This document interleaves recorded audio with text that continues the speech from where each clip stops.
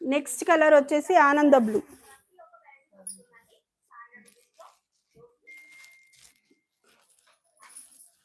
చూసారా శారీలు వచ్చేసి చాలా బాగున్నాయండి. శారీస్ కలెక్షన్ వచ్చేసి చాలా బాగున్నాయి.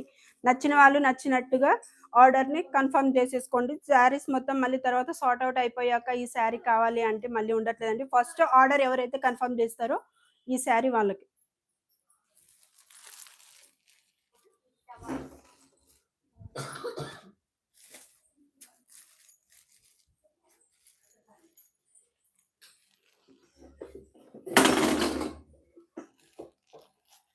నెక్స్ట్ కలర్ వచ్చేసి ఆరెంజ్ కలర్.